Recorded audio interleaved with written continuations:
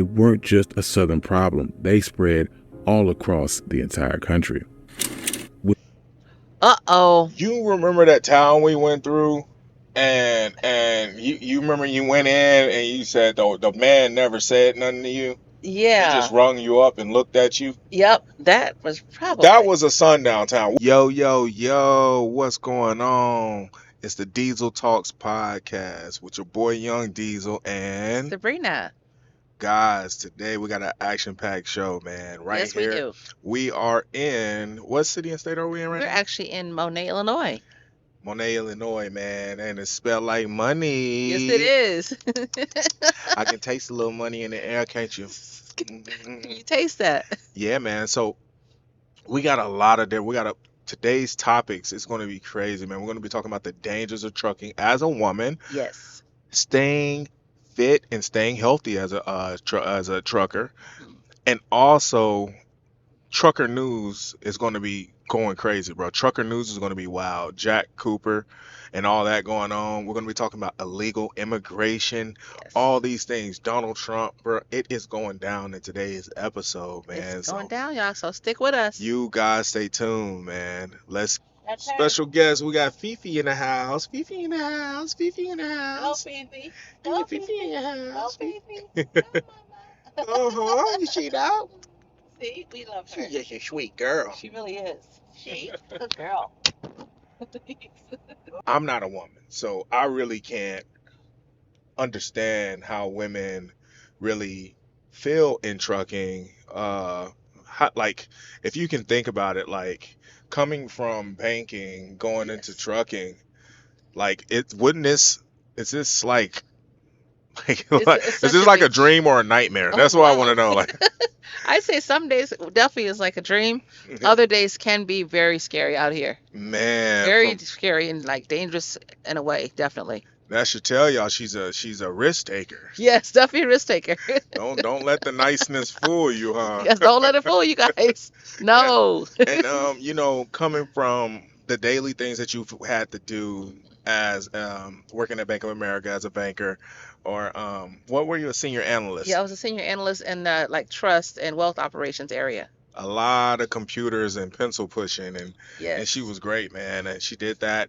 Yes, thank You you. know, the only dangers that you would have to deal with day to day would Was probably. people's money and basically make sure everything was correct with like investment stuff, strategies and things like that. Wow, man, that's crazy. Now you're out here on the road. I'm out here on the road and it's a lot different. We see a lot of people, like the biggest danger I would say is looking out for other people. Yeah. Of course, you have the dangers of the highway itself, but looking out for other truckers to make sure there's a lot of people out here that have some risky backgrounds. Let's just call it that. Risky driving is Yes. the risky drivers is running around amok. Yes, they are. So yeah, we check this out right here, and we're gonna let Brainy read it off for you guys about how safe do female drivers feel on the road. Yes, And this is a black lady right here. She looks like she's in the back of a trailer. it sure And, does. we'll let Brainy take it from right here. Okay, never before have there been more opportunities for female drivers in the commercial freight transportation industry. Yep. As a driver, you're a hero of the highway, a road warrior who can feel as though you have the freedom to roam, but with a destination in mind. Warriors, mount up. Yes, there's no better way to see the country and satiate your appetite for travel. And in today's market, you can make a very lucrative salary with competitive benefits and solid job security with the right company. Now hold on. And they saying to go. They're saying go see the world and travel the world to satiate your appetite for travel. Sometimes that's a little misleading, right? Yeah. What like they think it's like a. You say that to ladies. How do you feel when you hear you're able to you hear satiate travel. your appetite for travel? How would you feel? Okay, my mind automatically thinks about like a 5-star resort, got a nice pool out there, some drinks on the side. Travel, a nice beachfront possibly. Yeah, that's the first thing you think of with travel. Oh man! So when you get out this truck and you walking out the parking lot, what are you subject to? Whoa, you are subject to other drivers, again, with some unsavory background, some people. You might have predators out here. Yeah. You could have anything, honestly, because this trucking is like a second chance for a lot of people. So we have a mixture of different I'm gonna backgrounds. tell y'all, man, it's doo doo on the ground out here. It's pee bottles and doo doo on the Oh, ground, bro. so If it's you're not very, safe, you can drive right over a bag, a black bag, and you know, knows you're what's gonna in it. be pissed off. Yes, you would be. So you have to be very careful about watching where you step. Let's say that, and watching behind you, because I've seen some people that watch you while you're out here. Yes. So you do have to be careful of your surroundings and who's around you. Always keep your eye open, especially as a woman. All right, let's keep going right here. Okay. But while professional truck driving can be a gratifying and rewarding career choice for women, it's not without its concerns or drawbacks. For females, these concerns and challenges focus heavily on safety and harassment in a male-dominated industry. Yes, That's very true, guys. There could be a lot of. I know when I first started, yeah. there was a lot of men just like looking. I wasn't used to that. Looking at your outfit, whatever it might be, looking you over, making you feel kind of uncomfortable, basically. And the thing is, like, I'm not. I understand. Some of these guys haven't seen a woman in at least 2 to 3 months. 2 to 3 months. They're out here on this road. They ain't seen a woman. So when a woman comes walking, you know, like Brini, she's out here walking to the store. A man hasn't seen a woman in 2 months. He's gonna stare. He's So gonna stare. I don't feel bad about guys staring or guys being mad about that because or interested because I can understand that these guys have not seen a woman in a long time. It's a long time. You know, but hey, you can look, but don't touch. That's right. Don't touch. Because if you touch, you're That'll going to be a get problem. touched. Yes. You know what I'm saying? So let's see. How safe do women feel? Okay, this is an important question. It has a direct impact on how successful the industry is in recruiting and retaining female drivers. The good news is that a majority of females feel the trucking industry is a safe one for them. In fact, when asked if they feel trucking is safe for women to be employed in, approximately 54% strongly agreed with the statement. Interestingly, significant percentages, DES, actually 28.5%. Yeah. They actually had no strong opinion on this perception, one way or another. However, there is still a significant number of female drivers who do not think trucking is safe, is a safe industry for them. In fact, nearly 18% think that trucking is not a safe industry for women. Wow. Yeah, I that's want to ask you a interesting. question right now. Do you feel that trucking is safe for you? Okay, for me, being out here for about 4 years, I do feel it's safe. I don't feel like if I go into a store or a truck stop that I'm going to be basically harassed. Yes. I kind of, the more confidence, you get more confidence as you're out here. Mhm. So that, I felt a lot better about it than I did when I first got out here. Sure, it ain't me with my muscles. Yes, and yes, stuff that's of course, protected. it's his muscles too. Definitely. Make you feel Great safe. protection. Yes, he definitely makes me feel very safe. So that helps a lot, definitely. But I do feel comfortable, like going in and out of stores and getting gas, for example, stuff like that. I feel comfortable. Yeah, exactly, man. And that's good, you know, because women need to feel safe just as well as men need to feel safe out here. Nobody really cares about men like that. You know, we make our own You guys safety. be safe too, though. But ladies definitely need to be feel like they can actually enter the trucking industry without feeling like it's a big super threat because you know there's hurdles and there's things you got to overcome in trucking, Yes. but at the same time you got to understand that it's an opportunity and you can get this opportunity, you can make something out of it. You know, really can. Sabrina's made something out of it, I've made something out of it, we've done it together, and I think it's just a good thing. So I encourage women to get into trucking and to be able to save and put money back and invest it the way you need to, and lower your overhead, you know, get rid of your Yes. apartment, maybe sell your house and start over. If you need a reset or you need to get away and start over, I say trucking is for you. If you just need to really be alone and Yeah. and you can take your significant other with you, but if you need to be alone and have a restart in life, trucking is definitely a way to get a restart, get your finances together. Unless you become an owner operator, and that's a completely different story, guys. Yeah.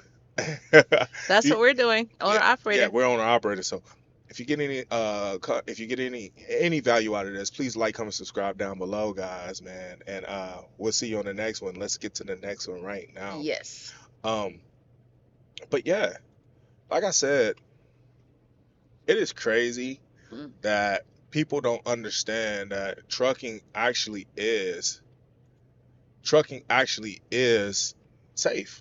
Yes, it is. You know, trucking is safe unless you're in a sundown town. Oh, Sundown Town. Why don't you tell them what that is? Uh-oh. Sundown town. Some of you guys might not know what that is, so. A sundown town is, I would say, not a safe space. No, I would say not either. You know, I'm black. And I am too. Yeah, hey, you got some good hair. I don't know if you black all the way. It's a trip. Thank you. You better ask your daddy. Oh my God, can you believe this? Yes, thank you. But yeah, so a sundown town is initially a place that, yeah, I mean, it's racist. It's a racist place, guys. In 2025, it's a racist place. They're really not used to having Mexicans there. They're not used to having Palestine people there. They're not used to having blacks there. And we've been in America the whole time. Yes. You know, so they're sundown towns, they're hostile towards different races, and they're predominantly white. So guys, we're finna get some rundown and some history on sundown towns. Yes. Let's go. Oh my gosh, you see it look like Martin Luther King going on right here. It does. Wow, it looks like probably wasn't that 1960? Yep. Shout out to One Mike History. That's the channel that we're using as fair use. Fair use. The term sundown town refers to communities in the United States that historically practice a form of racial segregation by systematically excluding non-whites from residing within their town after dark.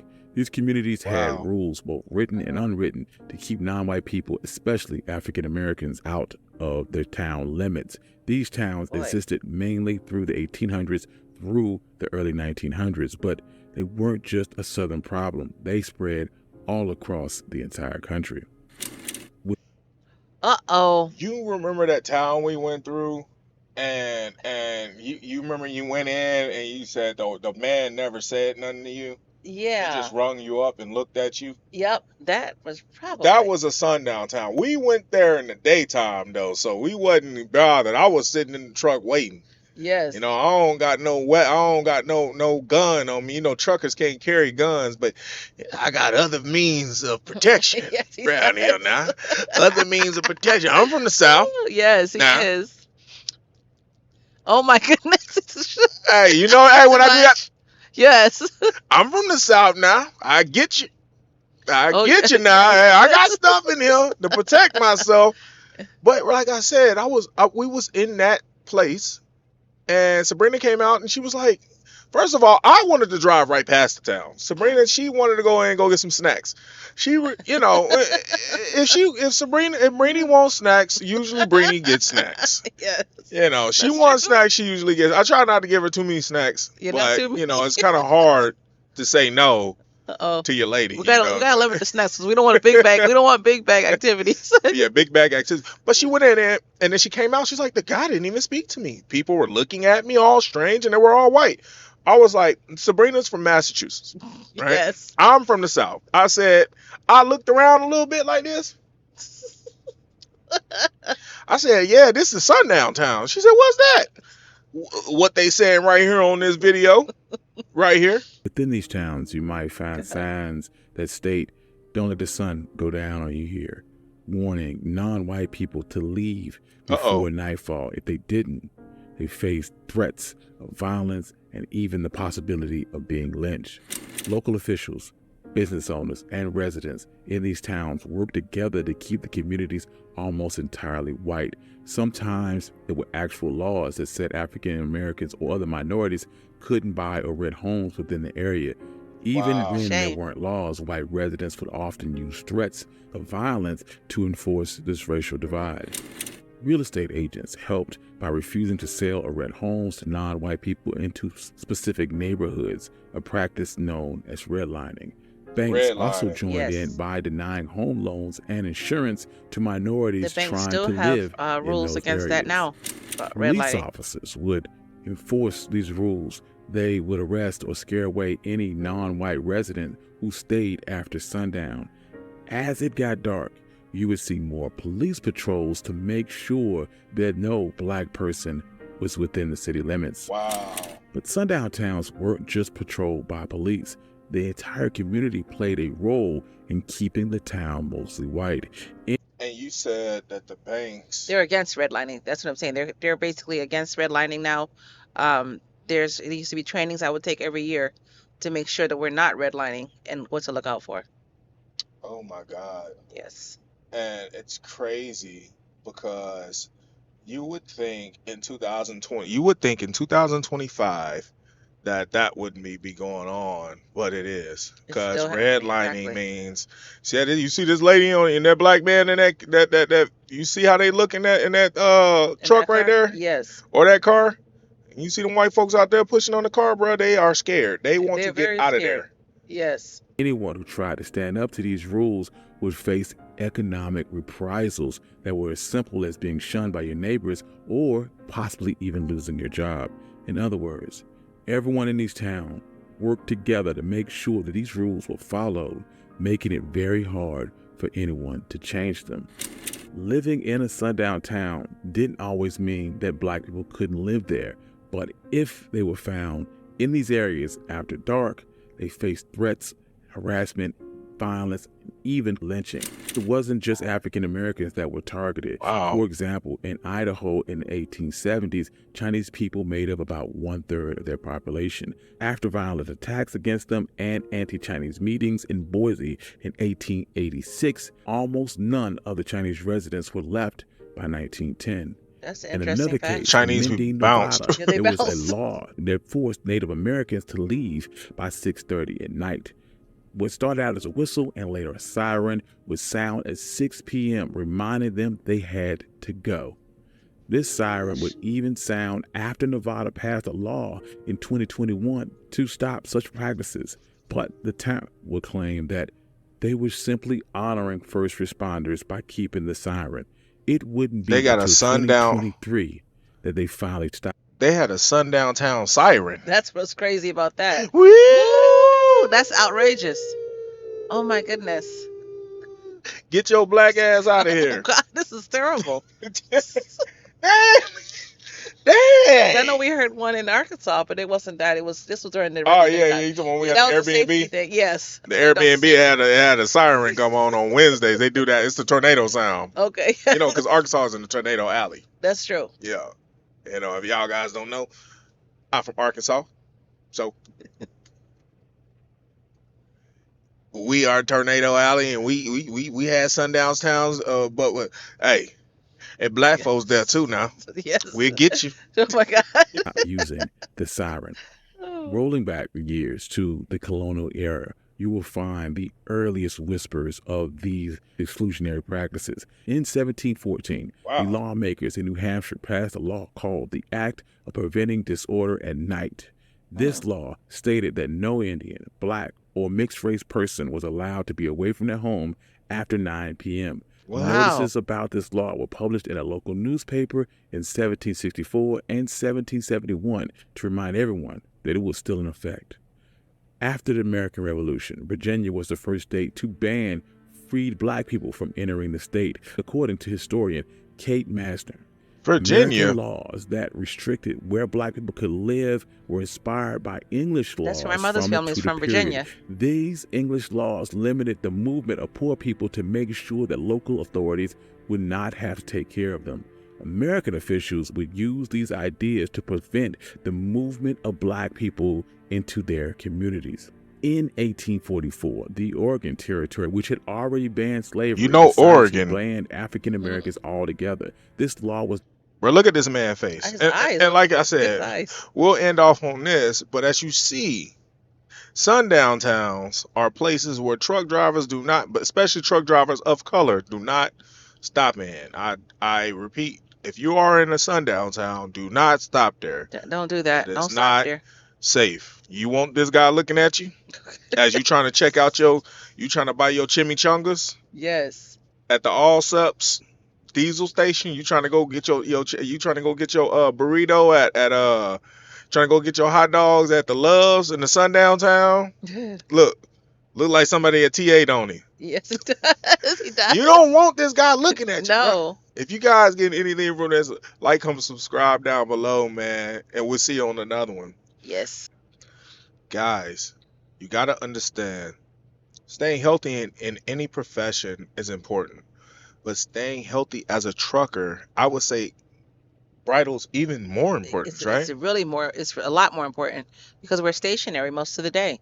Most of the day we're stationary. You know, we're sitting in a bipedal position, Yes. like literally, like for hours and hours, and we're Hours. going across the country in all types of terrain, bumps and lumps and all types of stuff, potholes. We didn't see Yes. potholes you guys couldn't even imagine. You wouldn't even see these potholes in your lifetime, They're bro. huge. And we've ran over a lot of them. Our kidneys are probably just shot by this Oh, point no. in time in life. So if not, So this is the way we're gonna have 10 tips to actually make sure that you stay healthy as a truck driver. It's very, very important. You see how she yawning? Mm. She unhealthy. What? oh no, She's unhealthy. she's tired. She's probably been driving about 8 hours already. Nah, she's probably very healthy. But truck drivers travel hundreds of miles every day, coming in contact with many people along the way in truck stops, rest areas, and restaurants. Drop off and pickup points.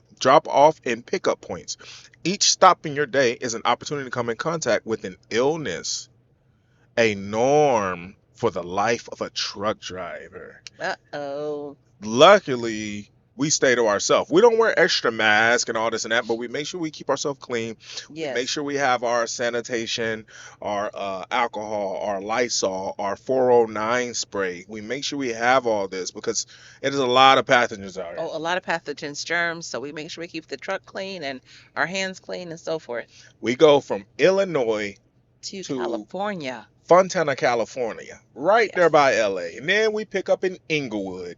That's basically downtown LA. We're right there smack dab in the middle of everything. Exactly. We know where you at, and we can pull up at any moment. We sure can. But we got business to handle, and we got money to get. Yeah, so we definitely got to stay healthy. Because it's so important to stay healthy when you're hundreds of thousands of miles from home, we put together some tips to stay healthy as a truck driver.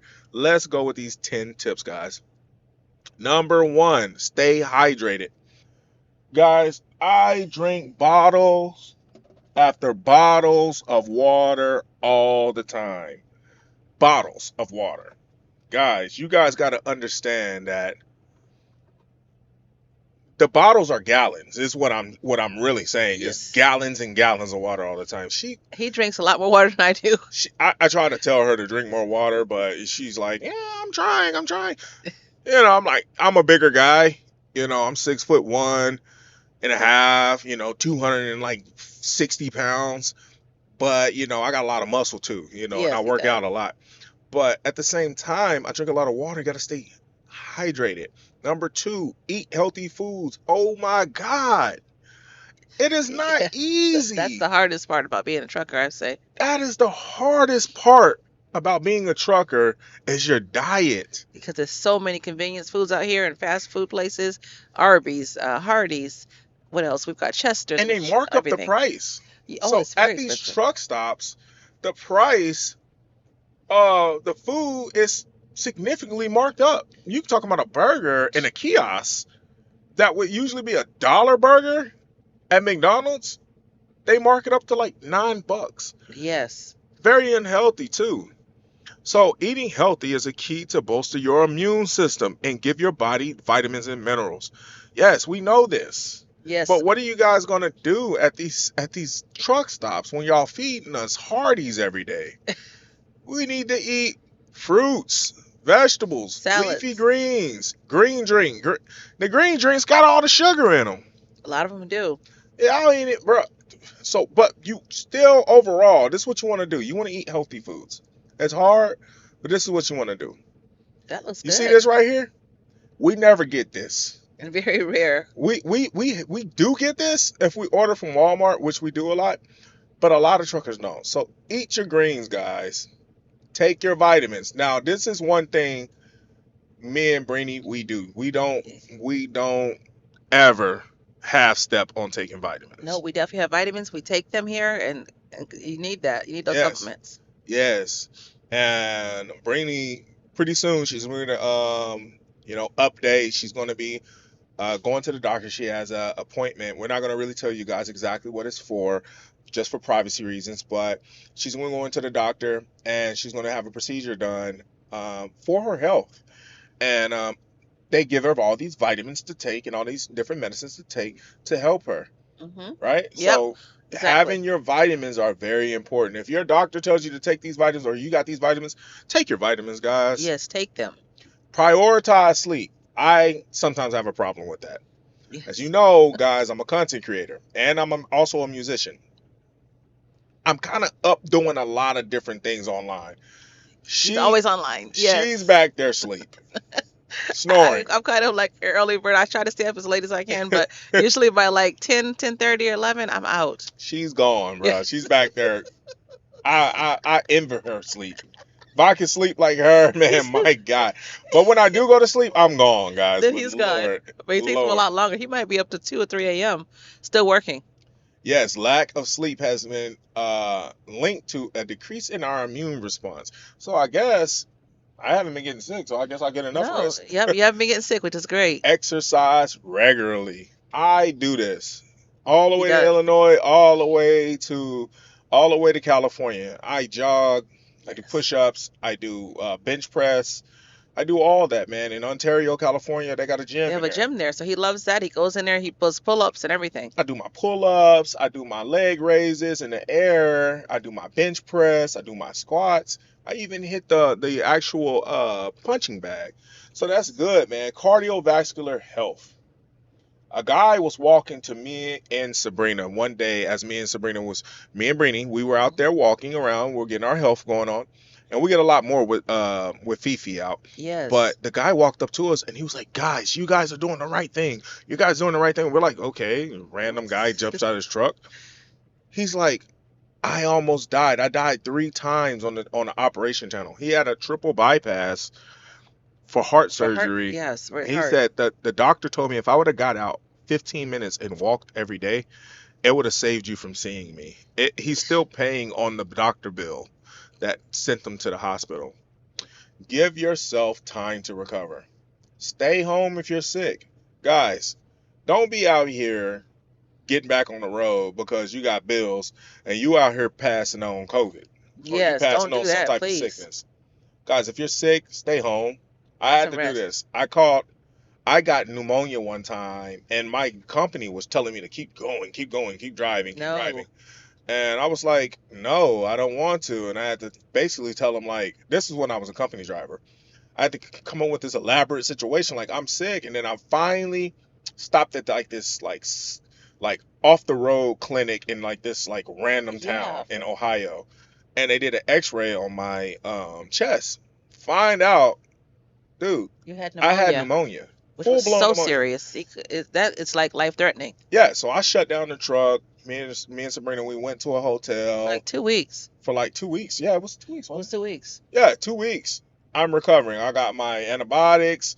We got food. We actually had a restaurant in the hotel. Restaurant in a hotel. It was fun. It was fun. It was. But give yourself time to recover.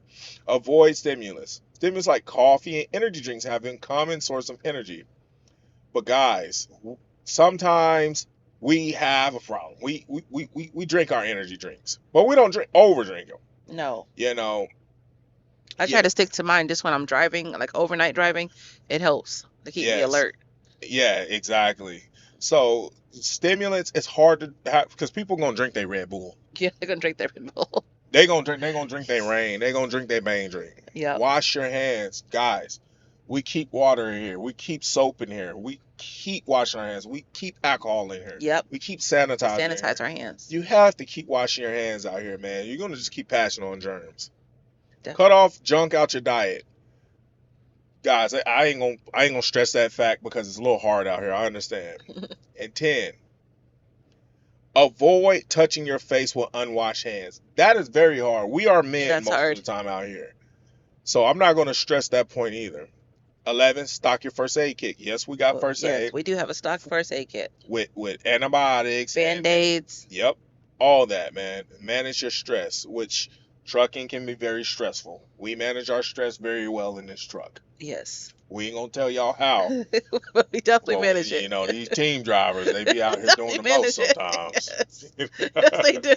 Hey, man, if you guys gain anything from this, man, like, comment, subscribe down below, man. See you on the next one. Yes. Guys, we know these are uncertain times right now. Job security is very, very important. So important, guys. And providing for your family. Yeah, very important. Investing for your future. Especially in this economy right now. This economy is very uncertain. We know President Trump has now been elected to run a country, but he's only been in there, what, 2 weeks? Yeah, only about 2 weeks. It's not even that long. So that's what I'm saying. Guys, losing your job right now sucks, especially when you've been a trucker and you've been solely relying just on driving. You're driving, exactly. You have no other skills. That's why I very much tell people to invest in different skills and different trades or different abilities while you're out here trucking. When you're on this road, you can listen to audiobooks. You can do other things to make sure that when you are done driving trucks, you can pivot and have an exit plan towards something else. You don't want to get caught out here like Jack Cooper, because guess what? Jack Cooper, the auto hauler, has been shutting down, and they're shutting down, guys, as today. Oh no. It's February 10th right now. Auto hauler, and this is off freightwaves.com, so you can check my source all you want. Auto hauler Jack Cooper is shutting down. The CEO letters to the workers. Oh my gosh, this is a nightmare. This is a nightmare, guys, because guess what? I remember seeing these up and down the freeway. Yeah, especially with the orange car, you know. Yeah, the car haulers. Yes. The auto hauler, Jack Cooper, severely damaged by the loss of 2 key customers. Oh, they lost customers. That's why they're closing. That's what happened, yeah. In an email sent Monday to Jack Cooper's employee obtained by Freightways, CEO Sarah Amico, who also is a primary owner in family control business. It is with extraordinary sadness that we are writing to let you know that after 97 years in business, 100 years, Jack Cooper will be closing our doors in the near future. Wow. Jack Cooper has always received outsized interest in the trucking community, not only because of its size as a major auto hauler, but as one of the larger trucking companies with a workforce organized by Teamsters. So their workforce is Teamsters. Guys, wow. Dude, this is huge, guys. I feel so bad for the truckers. I don't even know if they had owner-operators. Yeah, I don't know that either. But they've been around for almost 100 years in business. Some guys have been there their whole career. Oh. The end has come quickly for Jack Cooper. At the close of 2024, there was no indication that 2025 would be any other than a normal year. But on the first business day of the year, Ford Motor Company invoked a 30-day out clause to terminate its contract with Jack Cooper. So they lost their Ford customer. That's a huge customer for them. And it appears that the loss has led to a larger customer. General Motors likewise seek alternative capacity to move its product, Amico said in a letter. Wow. The letter said that an announcement with the split with Ford, Jack Cooper has been negotiating with GM in good faith to agree on continued business relations. Amico noted that Jack Cooper has been GM Supplier of the Year 3 times in the past 15 years. Wow. So that's what happened. They lost Ford and GM. I wonder why GM backed out as well. They backed out, and that's literally just trickled down. Which I can see if you have those kind of huge customers, if they're both leaving, it's really how they're going to maintain their business. They can't. So, but GM had instructed its workers to stop loading cars into Jack Cooper trucks last Thursday. Wow. That led to news over the weekend that the relationship between the two companies was either terminated or simply kicked to the curb, and Jack Cooper would no longer be serving GM. GM has stopped doing business with Jack Cooper. The two sides traded accusations with a side that caused the relationship to end. So it sounds like some bad blood there. Given the loss of our Ford revenue and General Motors, unilateral decision, Jack Cooper's management and board of directors are faced with no choice but to ask our employees not to return to work unless contacted by management, Amico's letter said. It added that a few workers will be asked to remain on staff to help with the company's shutdown. Oh, that's just terrible. Yikes. The dispute between Jack Cooper and Ford was considered significant that a pair of U.S. senators got involved last week by writing a letter to Ford management, but it does not appear to have any impact. For nearly a century, Jack Cooper has set the standard in finished vehicle logistics. We have been proudly woman-owned, union, family-operated, Amico said, and we have won numerous industry awards, giving back to the communities where we live, and proudly employed generations of employees across the country. Each of you have been a key part of that legacy, and your work is deeply appreciated. Guys, this is so sad. It's very sad, and I didn't know they were woman-owned either. That's actually awesome, but it's just too bad that they almost made 100 years. They almost made 100 years, guys. Let's hear from the horse's mouth. Oh, man. I'm sorry, guys. Gosh. Doom and gloom. 400 local jobs are on the line after an almost 100-year-old transport company lost its contract with Ford. KMBC 9's Andy Alcock is live outside the Ford plant in Clay Como after talking with some of those losing their jobs. Andy? Yeah, Chris, maybe, maybe not. We do know that Jack Cooper Transport, they deliver F-150 pickup trucks from here at the Ford plant to rail yards and also to dealerships. So that work is a key link in the chain between the plant and consumers. Yep. Now, they do operate those really large vehicle carriers. We saw some of them today. One driver we talked to was taking a couple of trucks to a Pierre, South Dakota dealership. Another one was taking trucks to Wichita. Now, we're told as of February 2nd, less than 3 weeks from now, Jack Cooper's contract with Ford will run out. Ford does have a new deal with a company called Precision Vehicle Logistics to do the same work. Leaders of the Teamsters Union are currently negotiating with Precision leaders in Florida. The Teamsters would like to get all or most of their Jack Cooper members doing their same jobs with Precision. I'm just hopeful, yes. In this non-union environment now, there's been a lot of things that have not gone in favor of the Teamsters or unions in general, so hopeful. Now, Mike Semenko, so they're hoping to get on with the other company, does believe he will keep his job working the lot here across the street from Ford.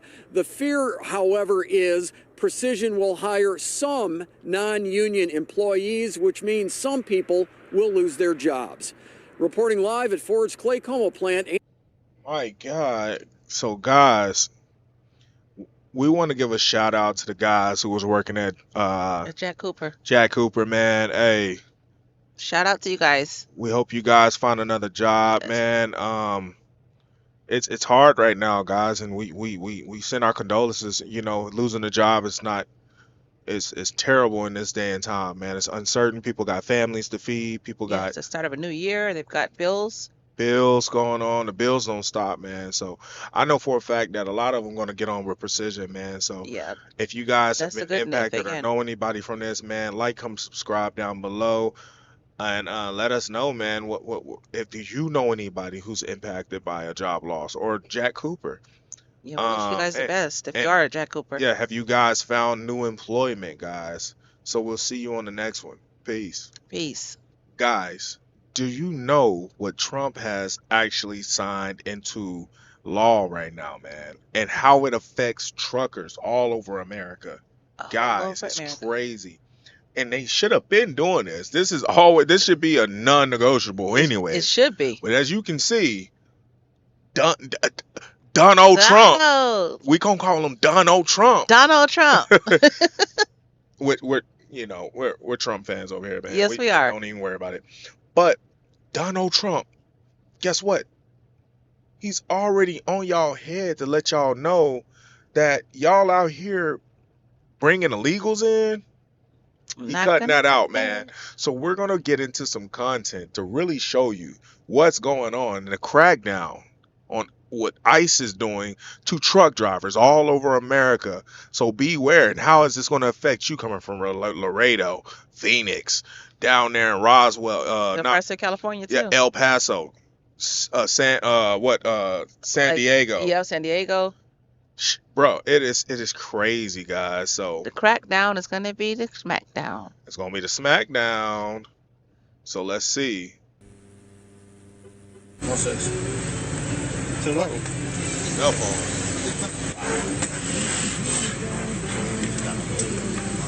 That truck is dirty. Yes. ¿Cuántos hay aquí? ¿Cuántos son ustedes? Vienen atrás. How many are here? How many are back there? ¿Cuántos son? No, no más gente atrás. ¿Cuántos en total? ¿Cuánto? ¿Cómo cuánto? ¿Cuántos hay? ¿Cuántos? ¿Eh? 12. Más de 12. Somos más de 12. More than 12. More than 12. 15, 20. 15 to 20.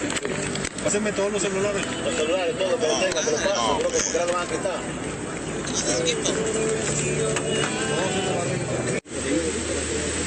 All those people are on that one truck.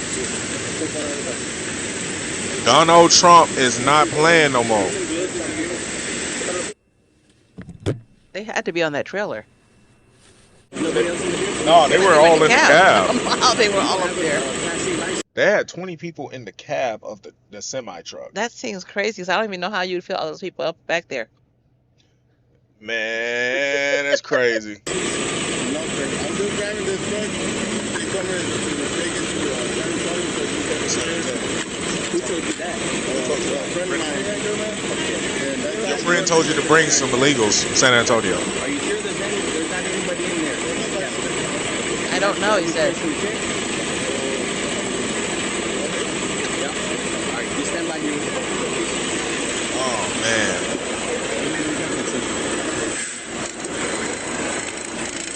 It's loaded. All right, it's loaded. I got it. Oh, he's getting arrested right now. You know it's over. He was human trafficking. Transporting humans in a semi-truck. Oh, man, look how many people coming out of the truck.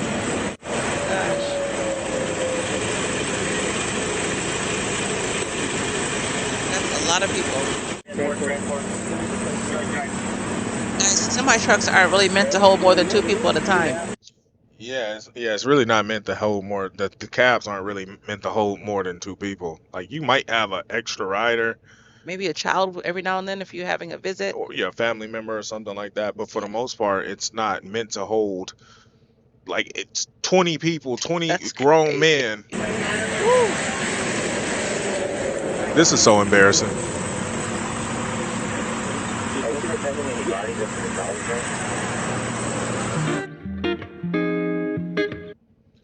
Imposing the duties to address the situation at our southern border.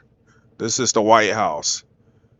By the authority vested in me as president by the Constitution and the laws of the United States of America, including international emergency, economic powers. Whatever the hell that says right there. That looks like the statue. I, Donald J. Trump, President of the United States, find that sustained influx of illegal aliens and illicit opioids and other drugs have profound consequences on our nations, endangering the lives and putting severe strain in our healthcare system, public services, communities. And since the end of my first term at the Border Protection, CBD, the CBP within the Department of Homeland Security has recorded more than 3 times as many as admissible encounters nationwide. Guys, Donald Trump is not playing with you guys, and he has a lot of stuff to say, but you can go on the White House website and see this. But Yes. these illegals, bro, they are out here, and shout out to Agent Mike Trucking where I got this video, but these illegals are out here doing the most. Yes, and a lot of people are against Donald Trump for his immigration policies, but he's really trying to basically keep America safe, keep illegal activities out that should never been happening, Yep. and that's it. I mean, I don't see why people have a problem with that, honestly. Man, if you have a problem with that, I'm sorry, guys. I mean, then you need to take that up with the administration because Yes. laws are laws, guys. And if we was to go to a different country, we would get flipped. Yes. We would probably wouldn't even be alive, guys. So if you got any type of value from that, like, comment, subscribe, man, and we'll see you on the next one. Peace. See you on the next one, guys. Peace.